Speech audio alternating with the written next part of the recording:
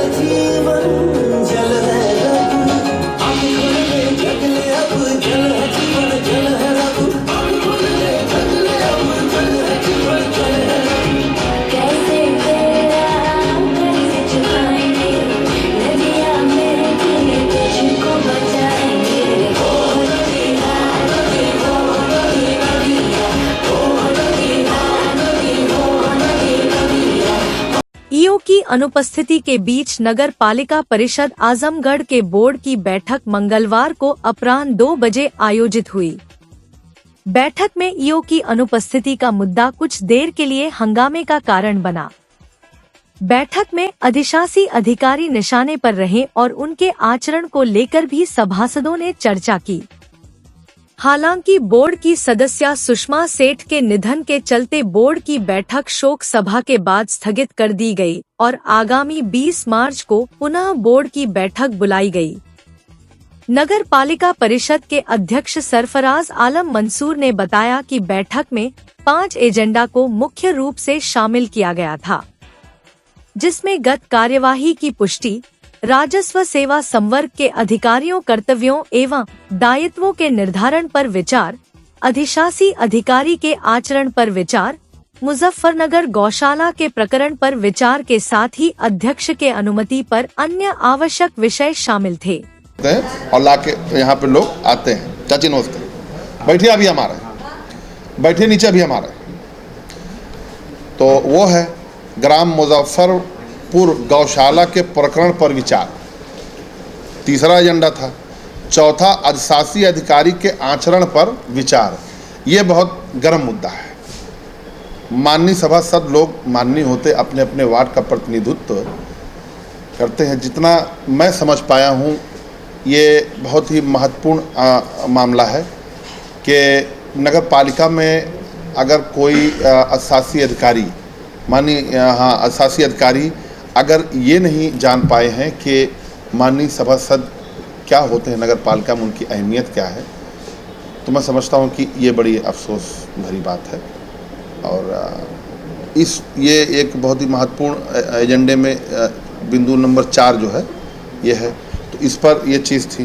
5वां अन्य आवश्यक विषय माननीय अध्यक्ष महोदय के अनुमति से जो भी होता, लेकिन सदन हमारे वरिष्ठ मेंबर साहब आदरणीय श्री नंदू चाचा जी उन्होंने एक प्रस्ताव दिया कि हमारे यहाँ दिवंगत सुषमा सेठ जी वार्ड नंबर 21 आसिफगंज से हमारे बोर्ड की सदस्य थी जिनका स्वर्गवास हो गया। तो ऐसे में शोक सभा करके आज बोर्ड की बैठक को स्थगित कर दिया गया। उनका सम्मान बढ़ाने के लिए आज इस बोर्ड ने एक निर्णय भी लिया है कि उनके घर की जो गली का रास्ता, एक प्रस्ताव आदरणीय पुनीत राय द्वारा माननीय मेंबर साहब द्वारा ये प्रस्ताव भी दिया गया। अगले बोर्ड की बैठक में एजेंडे में बोर्ड उसको सर्वसम्मत से पास भी करेगी, जो कि बहुत उचित होगा। और सारी बोर्ड ने उनके आत्मा की शांति के लिए 2 मिनट का मौन भी रखा। मंगलवार को भारतीय मजदूर संघ ने जिला प्रशासन को अपना ज्ञापन सौंपा। विभिन्न विभागों के कर्मियों ने अपनी मांगों को लेकर प्रदर्शन में हिस्सा लिया। संघ के सदस्यों ने जिला प्रशासन को प्रधानमंत्री और वित्त मंत्री के नाम 6 सूत्रीय ज्ञापन सौंपा।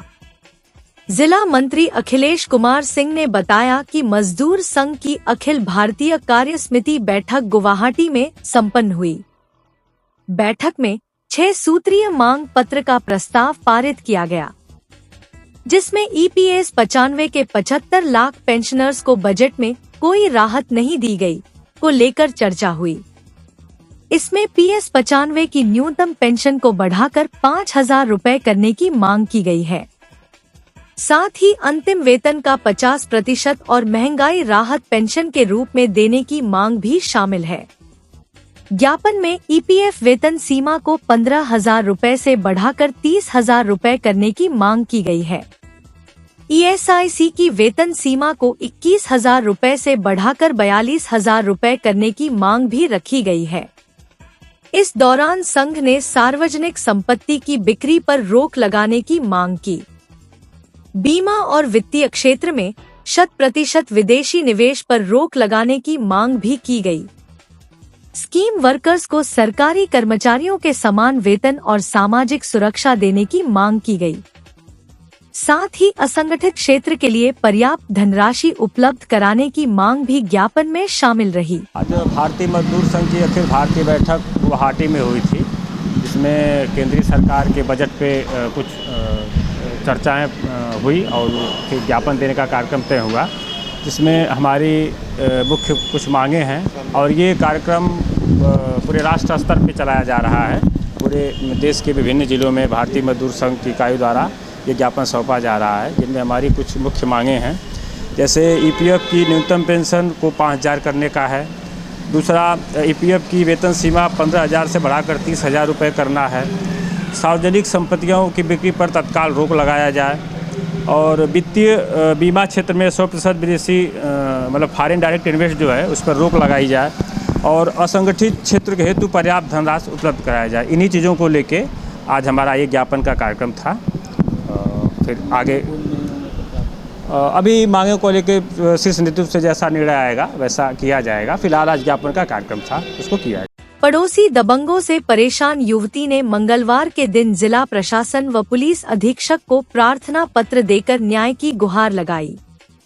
अतरौलिया थाना क्षेत्र के बढ़िया गांव की निवासी शिवांगी जायसवाल पुत्री राजकुमार जायसवाल जनपद से बाहर रहकर यूपीएससी की तैयारी करती है। होली की छुट्टी पर वह अपने घर आई थी कि इस बीच 13 मार्च की रात 10 बजे के करीब उनके पड़ोसियों ने बेवजह पीड़िता और उसके घर वालों को गाली देना शुरू कर दिया, जिसकी शिकायत पीड़िता ने 14 मार्च व 15 मार्च को थाने पर किया। 16 मार्च को पुलिस पीड़िता के घर पहुंची। सारी स्थिति समझने के बाद उन दबंगों को थाने पर उपस्थित होने की सूचना देने गए। पुलिस के जाने के बाद दबंगों ने फिर गाली गलौज देना शुरू कर दिया और मारने पीटने की धमकी देने लगे, जिसका वीडियो पीड़ित पक्ष ने बना लिया। इसके बावजूद थाना पुलिस ने कोई कार्रवाई नहीं की, जिसके बाद मंगलवार को साक्ष्य के साथ जिलाधिकारी व पुलिस अधीक्षक कार्यालय पहुंची पीड़िता शिवांगी जायसवाल ने कहा कि दबंगों की यह हरकत कई साल से चल रही है। पुलिस कार्रवाई नहीं करती, जिससे उनका मनोबल बढ़ा हुआ है। पीड़िता ने दबंगों पर उचित कार्रवाई की मांग की।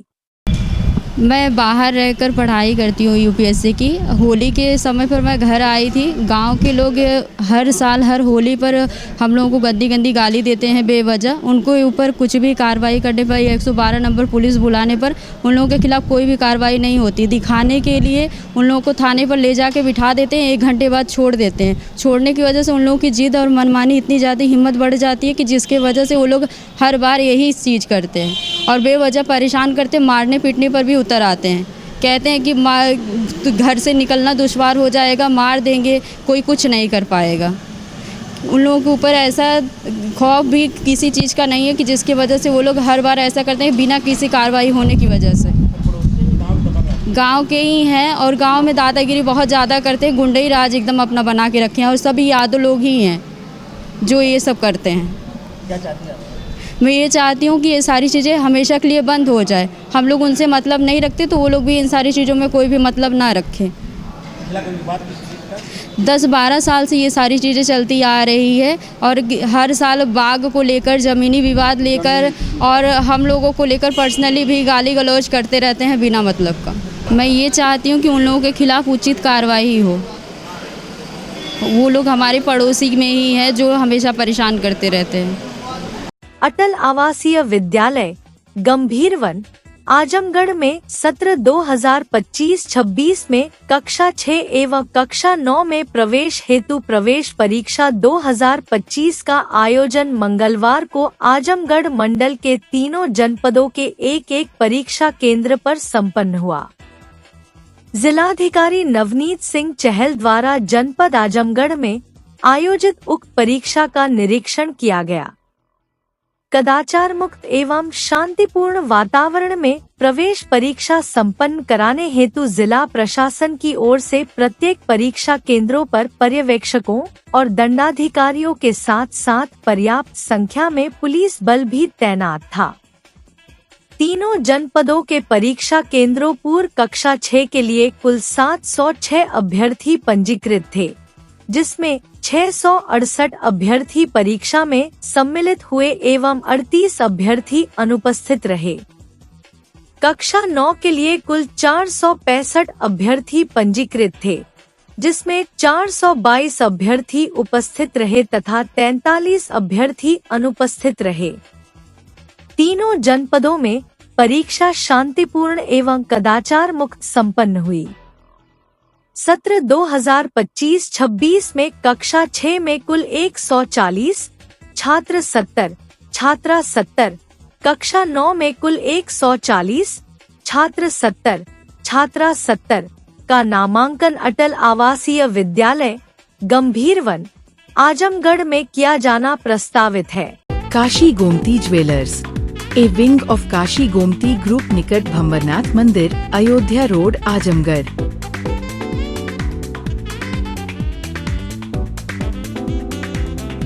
गोल्ड, डायमंड और सिल्वर की ज्वेलरी का विशाल संग्रह।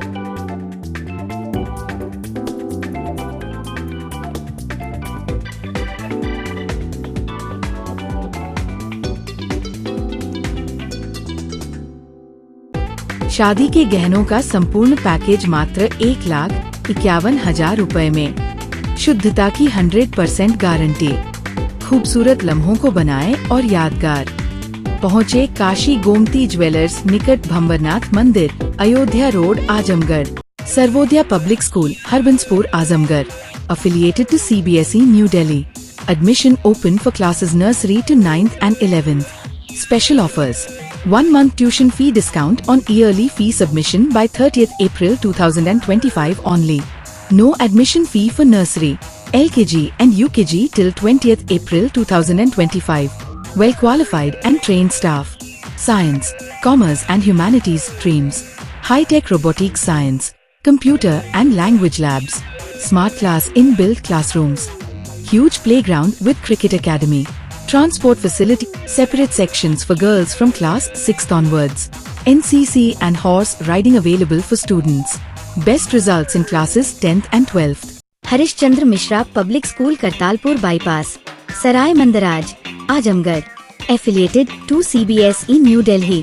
Admission open nursery to class 9th and 11th. जिले का एकमात्र fully air conditioned स्कूल। अनुभवी टीचिंग स्टाफ। Smart classes. सभी कक्षाओं की CCTV से निगरानी।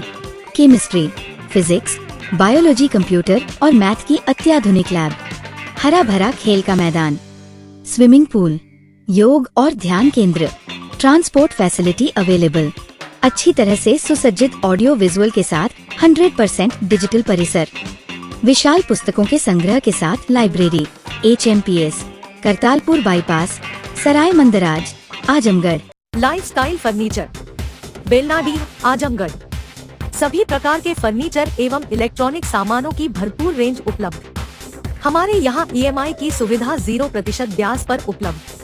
इलेक्ट्रॉनिक सामानों में LED TV, refrigerator, washing machine, air conditioner, air cooler, deep freezer, water cooler, mixer, juicer, iron, fan, induction, battery, inverter, electric geyser, gas geyser, आटा चक्की इत्यादि।